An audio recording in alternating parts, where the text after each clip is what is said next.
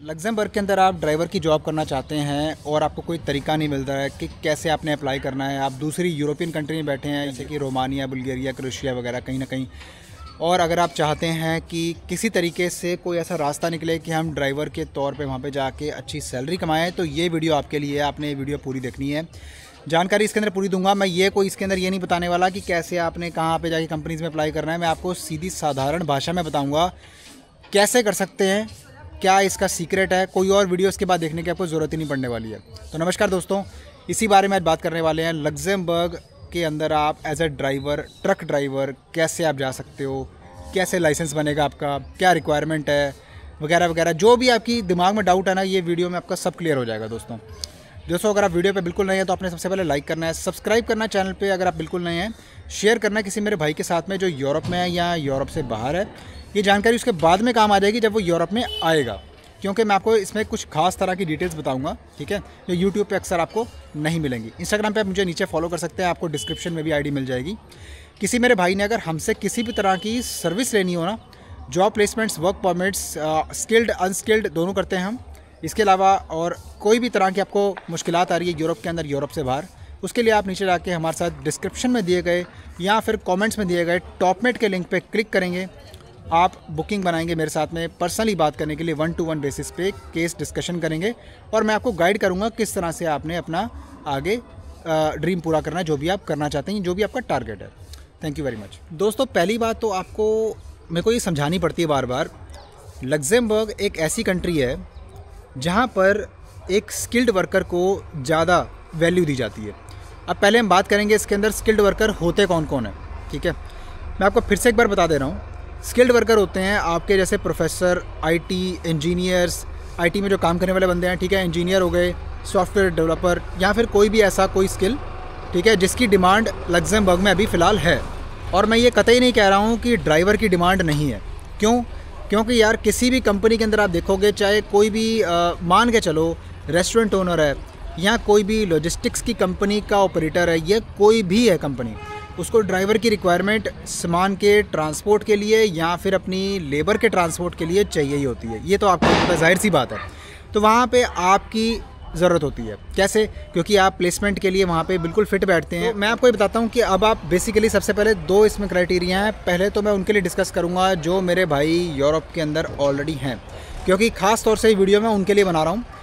कोई बात नहीं, मैं आपको भी बताऊंगा जो मेरे भाई शेंगन जोन से बाहर है, मैं आपको भी बताऊंगा, क्योंकि आपको पूरा डिटेल में एक्सप्लेन करना पड़ेगा। तो इसलिए पहले जो शॉर्ट है मैं वो एक्सप्लेन कर देता हूँ। जो मेरे भाई इस टाइम पे बैठे हुए हैं रोमानिया में, क्रोएशिया में, बुल्गारिया में, सबसे पहले तो मेरे भाइयों आपके पास में लाइसेंस होना चाहिए, ठीक है। लाइसेंस की क्या रिक्वायरमेंट है?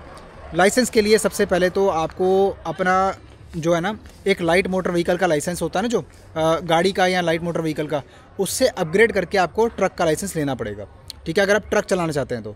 या अगर आप जैसे छोटा हाथी टाइप्स होता है, ठीक है, वो भी चलाना चाहते हैं तो उसके लिए भी आपको लाइसेंस को अपने अपग्रेड करना पड़ेगा।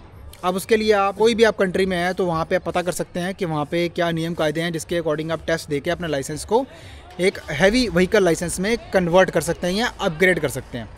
चलो, एक बार आपके पास लाइसेंस आ गया, अब आपके पास में उस फलानी कंट्री की टीआरसी तो होगी, ठीक है, जहाँ पे आप काम कर रहे हो। तो वहाँ पे आपने क्या करना है, सिंपली आपने सबसे पहले तो वो लाइसेंस को, आपने अपग्रेड कर लिया, आपके पास टीआरसी आ गई। अब आपके पास में शेंगन कंट्रीज में विज़िट करने के लिए ना कोई आपको वीज़े की रिक्वायरमेंट नहीं है। सबसे पहले तो यार आप जाओ लग्जमबर्ग के अंदर, ठीक है, सबसे पहले आप जाओ लग्जमबर्ग के अंदर। लग्जमबर्ग आपके बिल्कुल पास होगा, ठीक है, कोई ज़्यादा डिस्टेंस नहीं है। थोड़ा सा टाइम निकालो यार, ठीक है, वीडियोस देखने से कुछ नहीं होगा। सबसे पहले उधर जाओ। लग्जमबर्ग में जाने के बाद में वहाँ पे सबसे पहले आप, ठीक है, कोई ऐसा बंदा ढूंढो, कोई ऐसा रेस्टोरेंट ओनर ढूंढो जिसका बहुत बड़ा केटरिंग का या तो बिज़नेस हो, या कोई लॉजिस्टिक्स कंपनी का कोई मैनेजर हो, ओनर हो। अंदर जाओ, ठीक है, गार्ड को CV दो या किसी से बात करो। सबसे पहली रिक्वायरमेंट तो ये होती है उनकी कि वैसे जो वेबसाइट के ऊपर लिखी होती है कि फ्रेंच आनी बहुत ज़रूरी है, ठीक है। तो यार इसमें ज़रूरी नहीं है, आपको इंग्लिश थोड़ी बहुत आएगी ना तो भी काम चल जाएगा। ड्राइवर की रिक्वायरमेंट उनको है तो वो आपको हायर करने के लिए बिल्कुल रेडी होंगे, क्योंकि अगर आपको स्किल आती है तो जाहिर सी बात है आपका वहाँ पे काम बन जाएगा। लेकिन आपको जाना पड़ेगा, आप जाओगे, जाने के बाद अपना CV दोगे, CV देने के बाद में वो आपका CV देखेंगे और भाई बंदे को आती है अगर गाड़ी चलानी, अगर उसको ट्रक वगैरह चलाना आता है या ट्रांसपोर्ट गुड्स वगैरह करने आते हैं, तो आपको टेस्ट लिया जाएगा एक छोटा सा। आपका टेस्ट लेंगे, आप बैक लगा लेते हो, गाड़ी चला लेते हो अच्छे से, बिल्कुल परफेक्ट। आपको कोई भी गाड़ी अगर चलानी आती है, कोई मैं कहता हूँ पक्का आपको वो वर्क परमिट दे देंगे, पक्का आपकी जो है ना आपको प्रॉपर अपना जो जॉब कॉन्ट्रैक्ट वगैरह देंगे।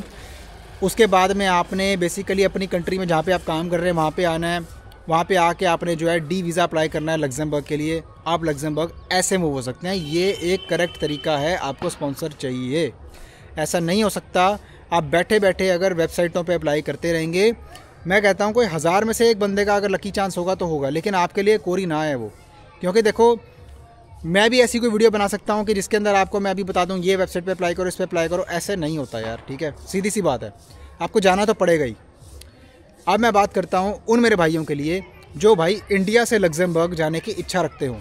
दोस्तों आपको ना मैं एक चीज़ ख़ास तौर से स्पेशली समझा दूँ, चंडीगढ़, दिल्ली, नोएडा, हरियाणा, ये ना हब है पोटेंशियल स्कैम के, एजेंटों के। कैसे बताता हूँ आपको मैं।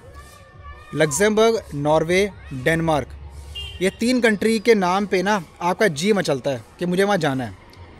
तो ये लोग क्या करते हैं पे कंसल्टेंट एजेंट, ये क्या करते हैं, बहुत सारे यूट्यूबर भी, मैं किसी का नाम नहीं लूँगा, ये चीज़ आपको बताएंगे कि हम आपको लग्जमबर्ग भेजेंगे, नॉर्वे भेजेंगे, डेनमार्क भेजेंगे। लेकिन आपको मैं एक सच्चाई बताऊं कि आप इंडिया से डायरेक्टली ऐसे नहीं जा सकते हो, नहीं जा सकते हो, दिमाग से निकाल दो अपने आप को, ये बात समझ में नहीं आ सकती, ठीक है। मैं इतनी बार बता चुका हूँ। इसका अनस्किल्ड वीज़े का कोटा बहुत ही थोड़ा होता है। कभी कभी हमारे पास में भी जॉब प्लेसमेंट आती है, लेकिन वो बहुत ही रेयर होता है, बहुत ही रेयर, ठीक है। ऐसा नहीं है कि हर तीसरे दिन आ रही है, कभी आती है तो आती भी है, लेकिन ऐसा नहीं होता।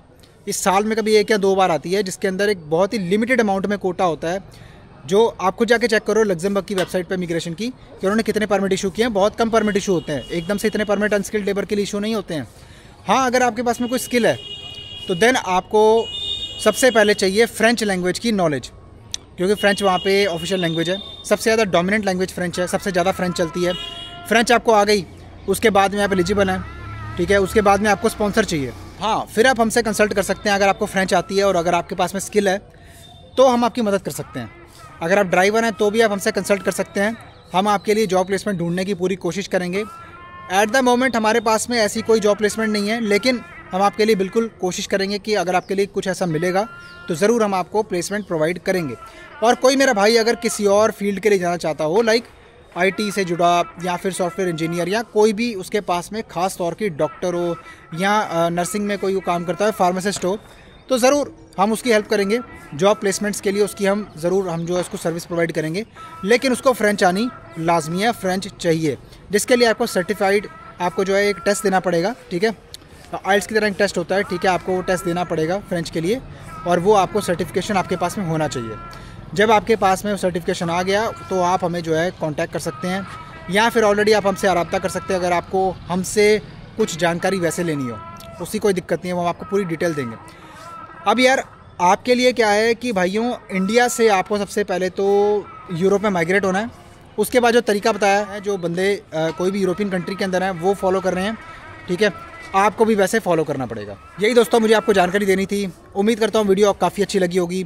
स्कैम से बचिए, फिर एक वीडियो को लेके आऊँगा, बताऊँगा किस तरह के स्कैम चलते हैं पोटेंशियल, जिससे आपने बचना है। लाइक कर दो वीडियो को, सब्सक्राइब कर दो, शेयर करो मैक्सिमम, ताकि किसी मेरे भाई की बहुत ज़्यादा मदद हो सके। इंस्टाग्राम पे आप मुझे फॉलो कर सकते हैं, नीचे आपको डिस्क्रिप्शन में ID मिल जाएगी।